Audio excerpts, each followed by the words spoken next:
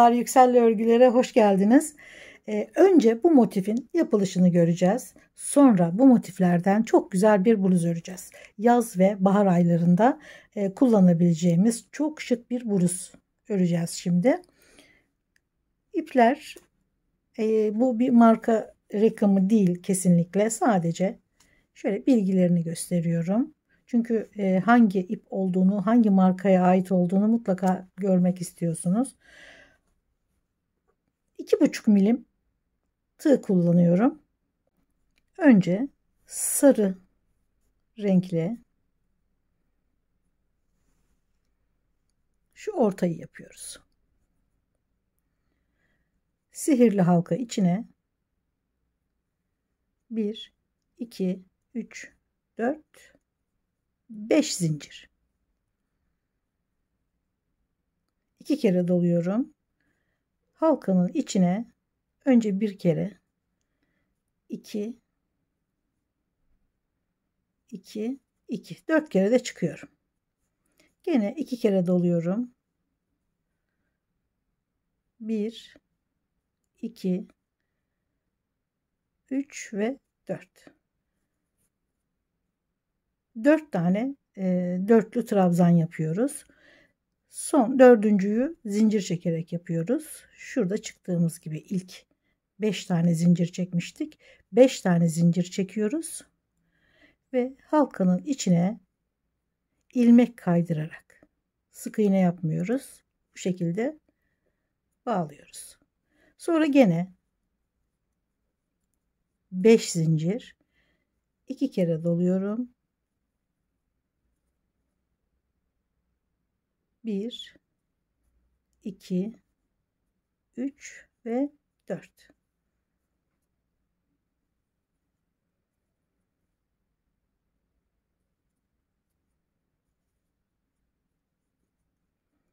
Dördüncü trabzanı gene 5 zincir, halkanın içine ilmek kaydırarak bağlıyoruz.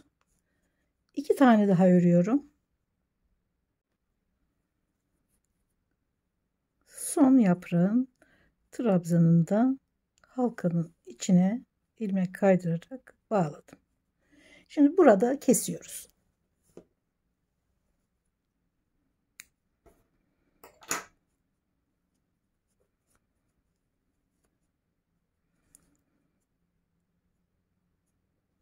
Şuradaki boşluğu yuvarlağı istediğiniz gibi büyük, küçük ya da birleştirebilirsiniz. Ama buraya batacağımız için 4 kere çok bitiştirmenize gerek yok. Biraz şöyle aralık kalması daha iyi olur. Motifi daha büyük örmek isterseniz ki bunlar 11 santim. Şurada vereceğiniz aralık bile motifin biraz daha büyümesini sağlar. Şimdi burada kestiğim ipi şu karşıya dibinden hemen tığ batırıyorum ve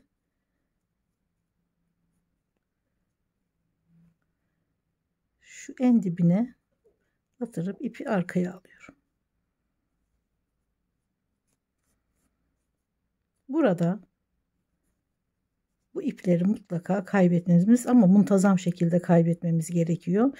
Çünkü şu özellikle ortadaki ip zamanla gevşeme yapacağı için önce onu şurada bir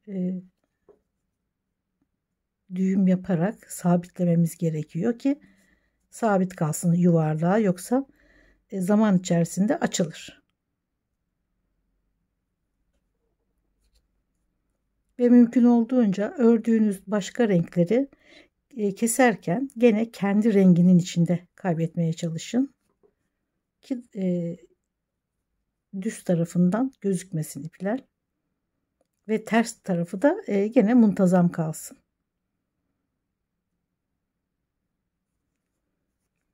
Bu şekilde sabitledim. Bunu da aynı şekilde içinde yürüterek kaybediyorum.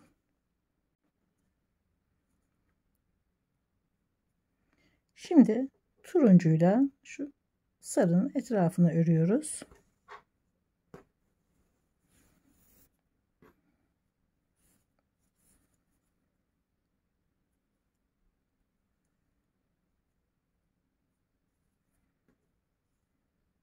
Şimdi herhangi bir yerinden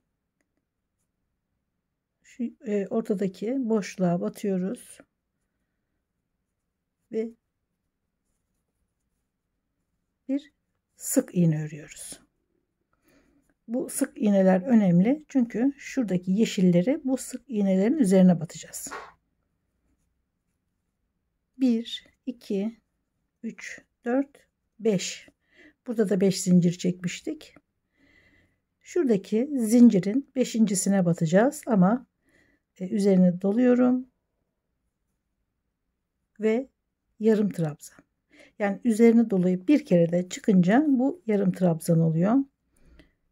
Bir tanesine yarım trabzan ördüm baştakine.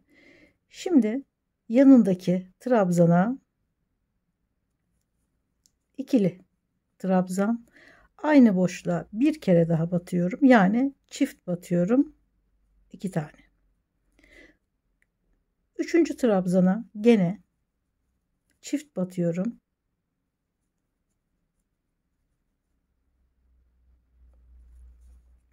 Burada ördüğümüz gibi son trabzana 5. zincire batıp yarım trabzan. 1 2 3 4 5 zincirle şu aradaki boşluğa başlarken ördüğümüz gibi bir sık iğne örüyoruz. Yine 5 zincir, bir kere doluyoruz. 5. zincire, en üstteki zincire yarım trabzan. Yanındakine aynı boşluğa 2 ikili trabzan. Sonra yanındakine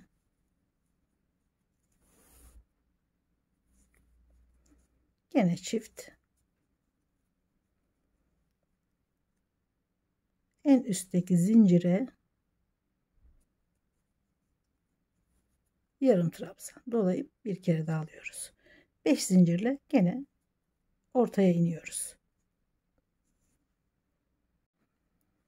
5 tane zinciri şöyle ortadan ilmek kaydırarak kesiyorum.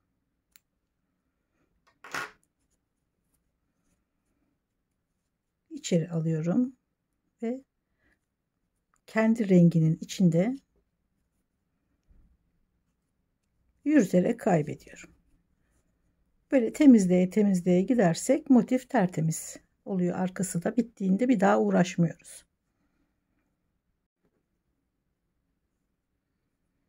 Şimdi yeşil ipe geçiyoruz.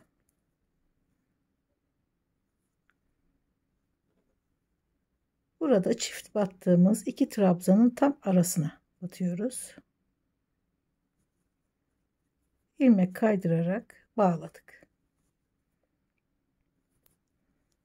1 2 zincir, 2 kere doluyorum. 2 ve 3. 3 zincir, 1 2 bekletiyorum. 2 kere dolayıp sonra ikisini birden alıyorum. 1 2 3 zincir ve 3 kere doluyorum. Trabzanın üzerine sık iğnenin şuradaki trabzan sık iğne bazen karışıyor. 1 2 3 ve 4. Kare şeklini alıyor. Şu köşeleri örüyoruz. Gene 3 zincir, 2 kere doluyorum. Gene ortaya bekletiyorum. Topluyorum. 3 zincir, aynı boşluğa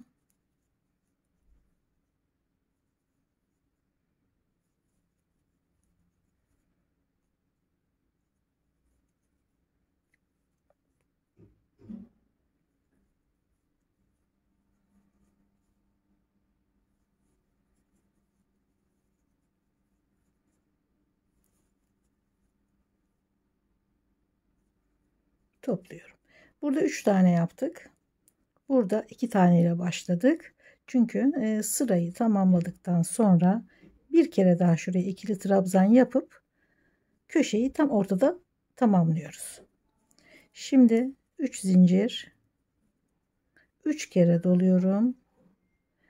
Trabzan, pardon, gene sık iğnenin üzerine 4 kere de. Bakın köşeler oluşmaya başladı.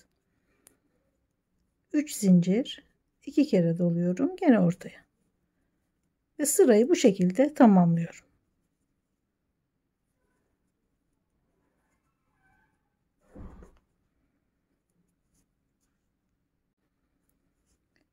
Üç zincir,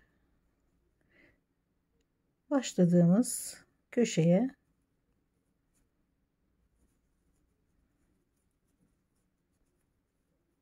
bekletiyorum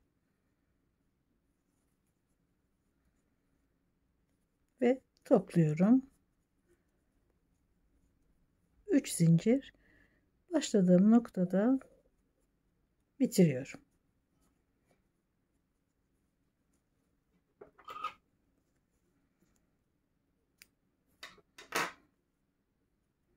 Gene arkada kaybediyoruz ipleri.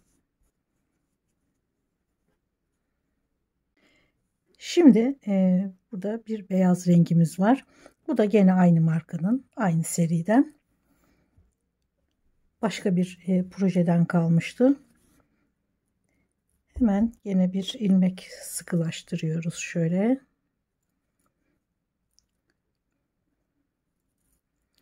Şu ortadaki ilmekten gene kaydırarak çıkartıyoruz. 1 2 3 zincir, aynı boşluğun içine ikili trabzanlar. 3 tane ikili trabzan. Şimdi yandaki boşluğa 3 trabzan,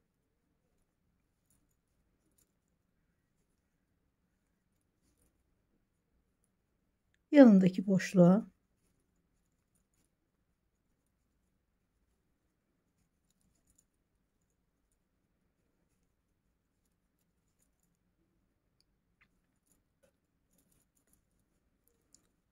uzun trabzanın üzerine gene yandaki boşluğa 3 trabzan,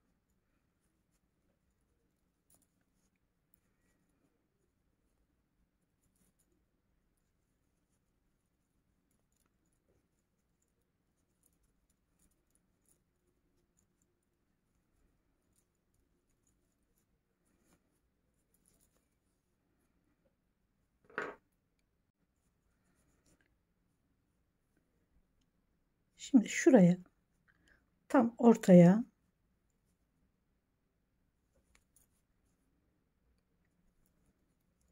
aynı boşluğun içine 3 tane ikili trabzan,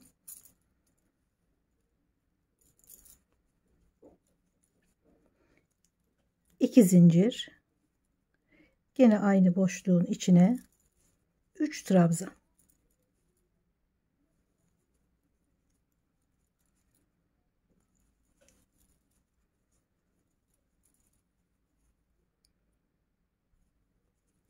Yandaki boşluğa 3 trabzan.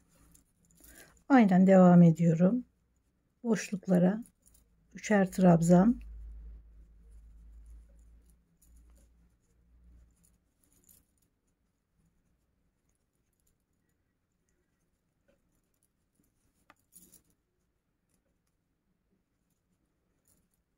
Uzun trabzana ve devam ediyorum.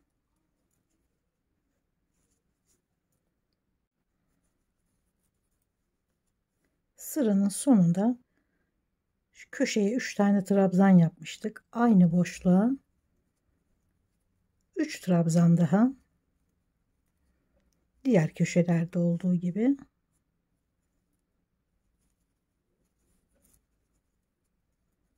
araya 2 zincir, başladığım noktada bağlıyorum. Şimdi son şöyle koyu mavi örgüsü var gene. Bunun gibi, şu beyaz gibi. Onu da ördükten sonra motifi tamamlıyoruz. Şimdi bu beyaz ipin üzerine şöyle herhangi bir köşesinden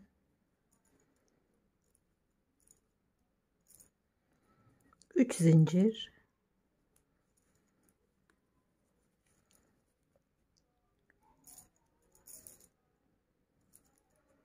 üç tane trabzan.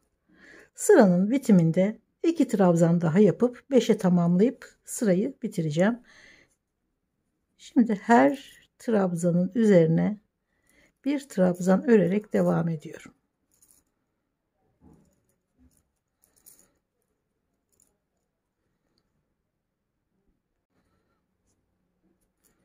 Şimdi köşede 5 tane trabzan,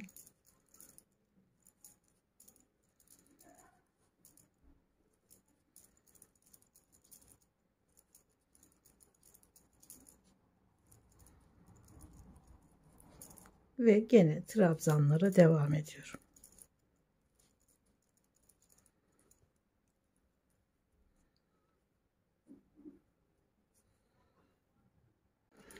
Motifleri önce şu köşeleri 3 trabzan, 1 zincir, 3 trabzan örmüştüm ama bluza 4 tane yarım motif ekledim ve hiç zincir çekmeden ördüm. Sadece trabzanlardan oluşan 4 tane yarım motif.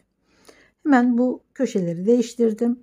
Yarım motifteki köşeler gibi 5 tane trabzan örerek tamamladım köşeleri.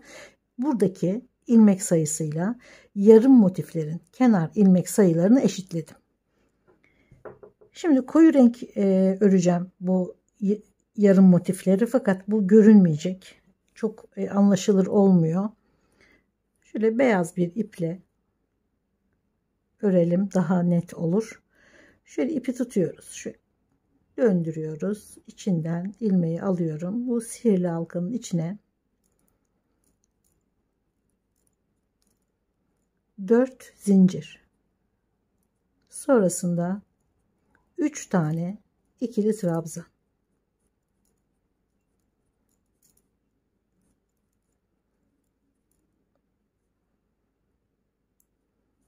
İki kere doluyorum. 1 2 3 kere de çıkıyorum. Üçlü trabzan örüyoruz. Bir tane. Şimdi gene 3 tane ikili trabzan.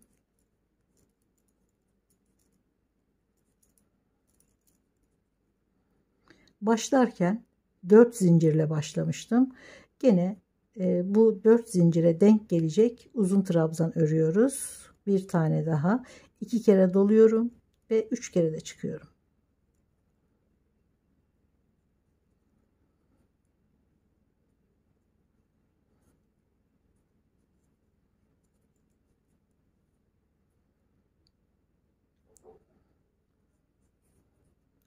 Şimdi 4 zincir, zincirin hemen dibine, yani ilk trabzanın üzerine 2 tane ikili trabzan aynı ilmeğin içine.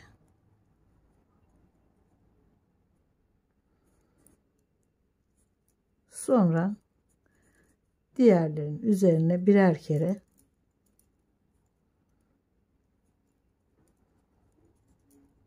ikili trabzan. Burası 3 kere çıktığımız uzun trabzan. Baştan örerken, yani şu sırayı örerken buraya bir iğne takarsanız, yeni başlayanlar için özellikle şu ilmeğin, yani ortadaki 3 kere de çıktığımız ilmeğin üzerine 5 tane trabzan öreceğiz. Bu tam motifin ortası. Üçgen yer, yani köşe. Burayı kaybetmemek için bir iğne takabilirsiniz. Şimdi şu uzun trabzanın üzerine önce 2 tane ikili trabzan doluyorum. 1 tane üçlü trabzan. Sonra gene aynı yere 2 tane ikili trabzan. Yani 5 tane trabzan ördük. Şimdi gene bu kenarda olduğu gibi diğerlerinin üzerine birer tane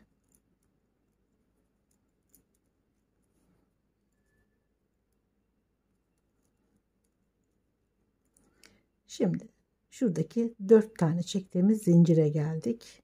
4. zincire batıyoruz.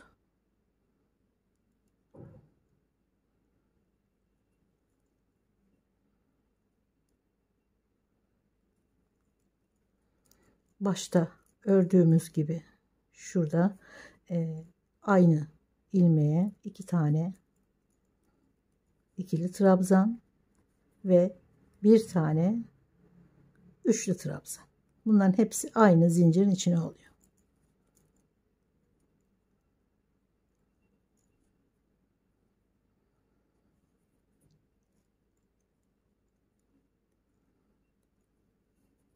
Gene 4 zincir, hemen zincirin dibine ilk trabzanın üzerine gene 2 tane ikili trabzan, sonra diğerlerinin üzerine bir kere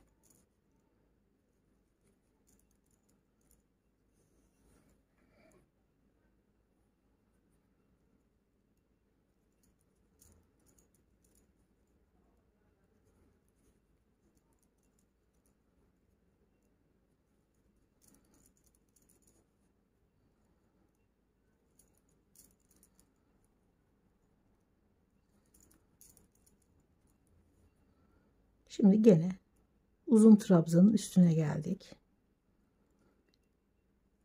Önce 2 tane ikili trabzan, sonra 1 tane üçlü trabzan, sonra gene aynı ilmeğin içine 2 tane ikili trabzan. Sonra tek tek batıyoruz.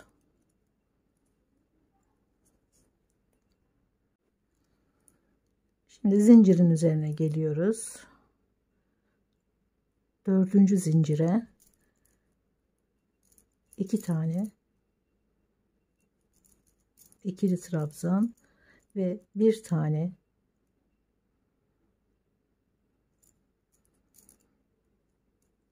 üçlü trabzan.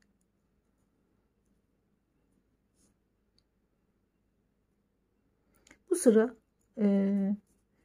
yani şu 3 sıra nasıl ördüysek bundan sonra da 3 sıra daha aynı şekilde devam edeceğiz. Toplam 6 sıra örüyoruz. Yine 4 zincir, zincirin dibine 2 tane ikili trabzan ve diğerlerine tek. Uzun trabzanın üzerine 2 ikili, 1 üçlü, 2 tane ikili, 5 kere trabzan. Sonra geri tek batarak ilerliyoruz. Son zincirin üstüne gene 2 tane ikili, 1 tane üçlü trabzan yaparak 4. sırayı da tamamlıyoruz ve 6. sırada bitiriyoruz. 16 tane çiçekli motif ördük. 4 tane yarım. Bu dördüncüsü. Bu da en son ördüğüm 16. motif. Şuraya ekleyip bunu da buraya dikerek tamamlayacağız. Bir tane kolu tamamladım. Şöyle hafif A örgüsü diyelim. Bir trabzan, bir zincir araya koyarak ördüm.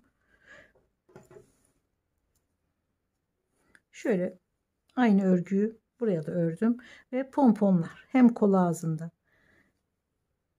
hem bedenin kenarında şöyle pomponlar yaptım.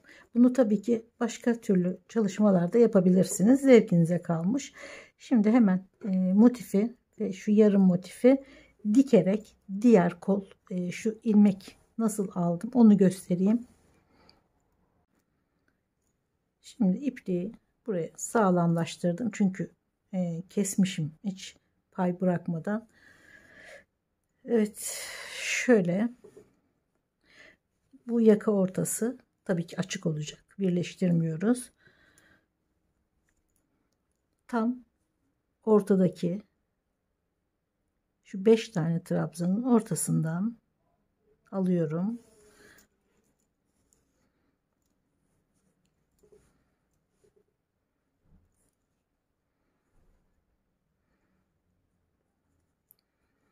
Buradaki motifin de ortasından şöyle bir başlangıç dikişi yapıyoruz. Her iki köşenin de tam ortasındaki trabzandan. Sonra tam karşılığına gelen trabzanların üzerinden çok sıkmadan, ipi çok da gevşek bırakmadan, yani germeyelim dikişi.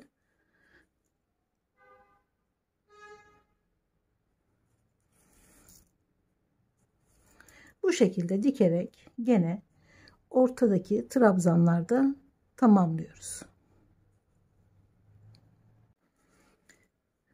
Burada eklediğim gibi aynı şekilde diğer tarafa da ekliyorum. Şimdi yarım motifi de aynı şekilde şöyle köşelerden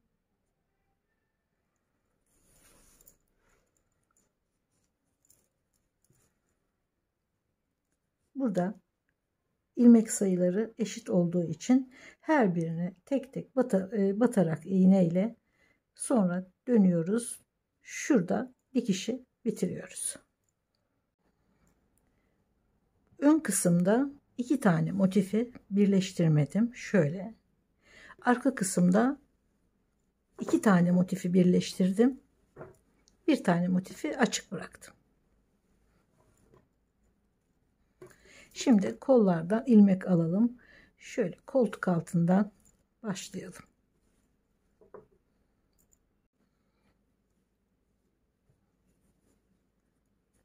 Koltuk altı kısımdan şöyle tam ortadan bir ilmek sıkılaştıralım. Şöyle köşeler var motiflerin ve trabzan araları var. Şöyle trabzanların araları var. Bu trabzan aralarına 2'şer tane trabzan öreceğiz. Şimdi köşeye 3 tane zincir. Bu bir trabzan. Çünkü köşeleri de boş bırakmamak gerekiyor. Sonra her boşluğa şuradaki bakın trabzan araları.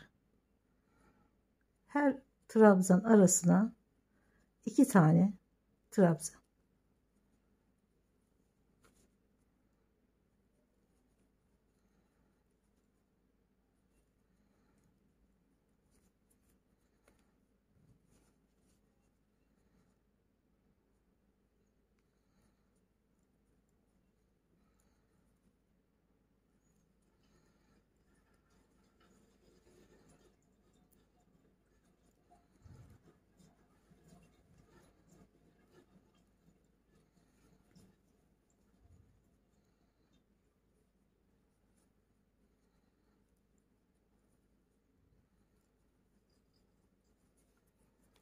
Şimdi motifin yarısına geldik.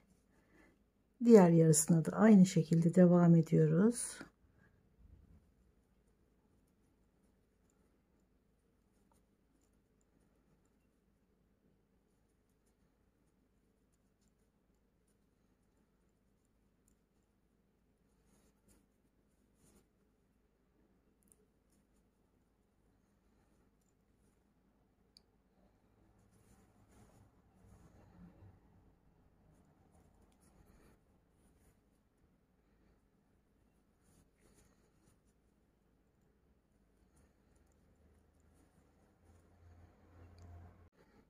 Yarım motifi köşeye kadar her aralığa 2 tane trabzan örerek tamamladım. Şimdi şuradaki birleşme noktasına da bir tane ördüm ve her trabzanın üzerine bir tane trabzan örerek motife devam ediyorum. Her trabzana bir tane trabzan. Şöyle kol çevresine toplam 100 tane trabzan ördüm. Gene koltuk altına kadar geldim. Şimdi artık buradaki şöyle kafes örgüye devam edeceğiz.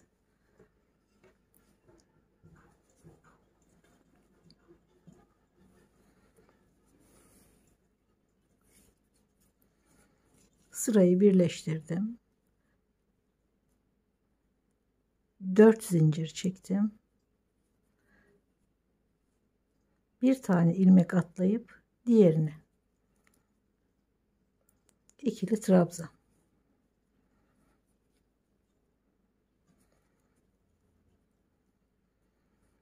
Bir zincir, bir ilmek atlıyoruz diğerine.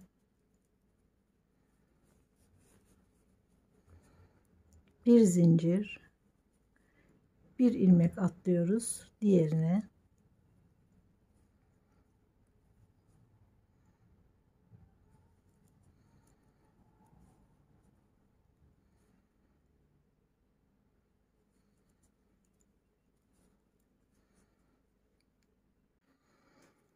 Bu kafes sırasında trabzan sayıları 50'ye düştü tabii ki. Bir tane atlayarak ördüğümüz için. Şimdi şurada bir zincir ve başladığımız noktada gene bir tane ilmek atlayarak, burada da bir zincir bırakarak arada 3. zincire bağlıyoruz. Gene 4 zincir,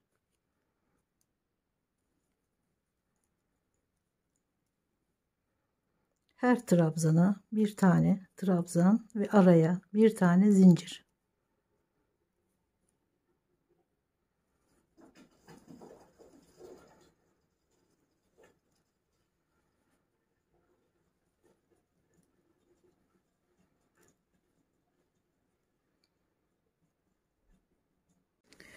Kolu örmeye şu trabzanlarla başlamıştık. Sonrasında 39 sıra kafes örgüsü ördüm. 43 santim. 43 santim ördükten sonra şu pompon desenleri çalıştım. Bu tabii kendi ölçünüze göre ilerleyeceksiniz. Koyu renk olduğu için ben bu pompon çalışmasını açık renkle göstermek istiyorum. Şuradan başlamıştık. Aynen başlıyorum.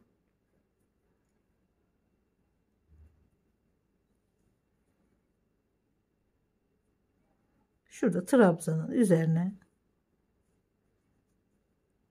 sıkılaştırıyorum. 1, 2, 3, 4, 5, 6.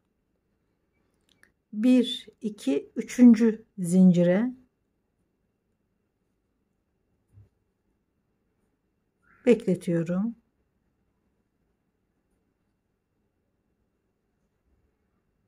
Bir tane daha. 3 tane yarım trabzanı örüyorum. Bir tane de zincirimiz var. 4 tane. Hepsini birden topluyorum. Kapatıyorum. 2 zincir. Şuradaki kapattığım zincire bekletiyorum. 2 ve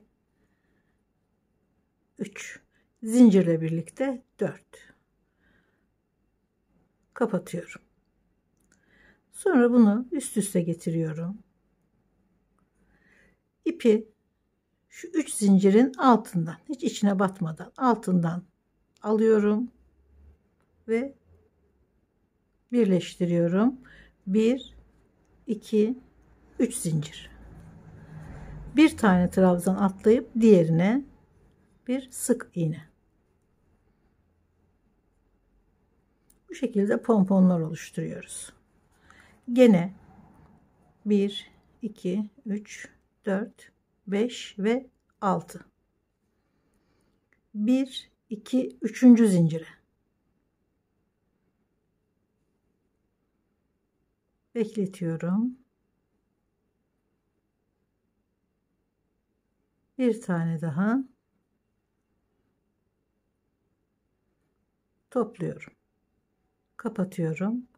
2 zincir. Kapattığım zincirin üzerine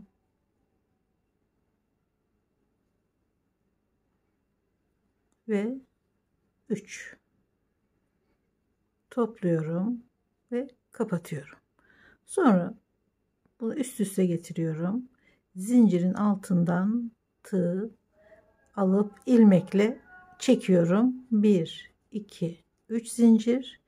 Bir tane atlıyorum diğerine.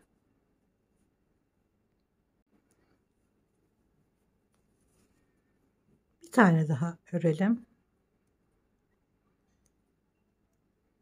6 zincir. 1, 2, üçüncüye bekletiyorum.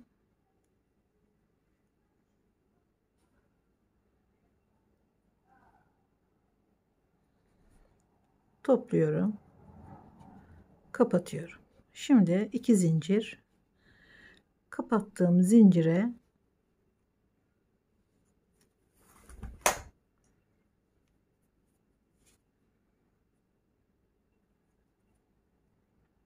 iki,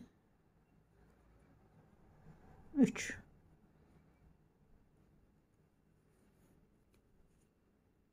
İki parçayı üst üste getiriyorum. Tığ şöyle alttan ilmeği alıyorum. 1, 2, 3 ve bir sık iğne.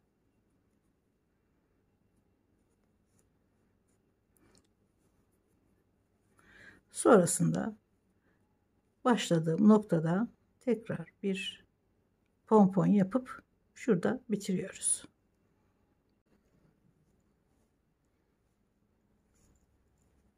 Çok yakıştı. Çok güzel oldu gerçekten. Şimdi yaka kısmına bir sık iğne çalışması yapalım. Toparlamak amacıyla. Şu iki motif açık olan kısım ön.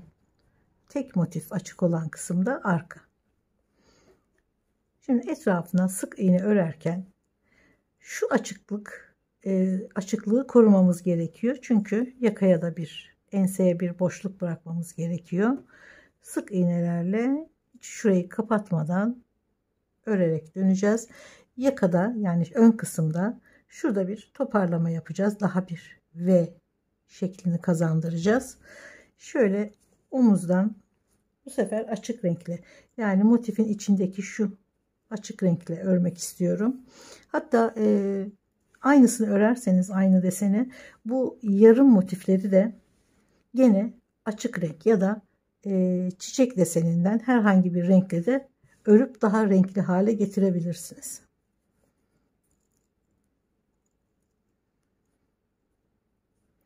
Şöyle omuzdan başlayalım.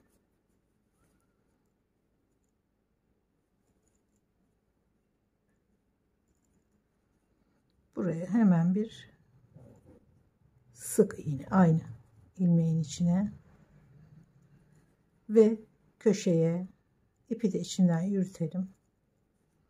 Sonra trabzanlara ve her trabzanın üzerine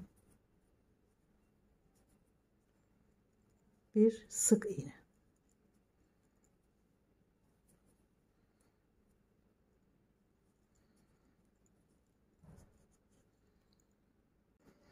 Bir tane motifi sık iğnelerle örüp geldikten sonra bu motifin köşesine bu motifin bu motifin ve diğer motifin, şu 4 tane motifin köşedeki ortadaki trabzanlarına batarak birer sık iğne daha örüyoruz ve sonrasında devam ediyoruz. Şimdi ön kısımdayız. Arka kısımda köşelere birer kere sık iğne batarak örmüştük. Burada son sık iğneyi ördüm trabzanın üzerine. Köşedeyim şimdi. 1 2 3 4 bu köşenin orta trabzanlarına tek tek sık iğne örmüyoruz. Buradaki gibi hepsini birden topluyoruz. Şimdi buradaki köşeye önce üzerine alıyorum tığım. Bekletiyorum. Sonra diğer köşenin ortadaki trabzanına bekletiyorum. Sonra buradaki köşenin orta trabzanına ve bu köşeye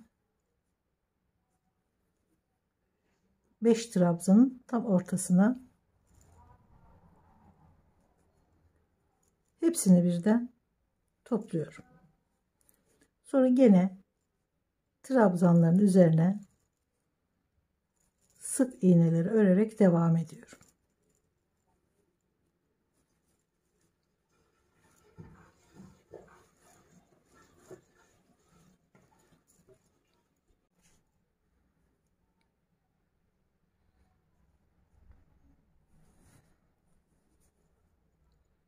Her mevsim kullanabileceğiniz güzel bir tasarım olduğunu düşünüyorum.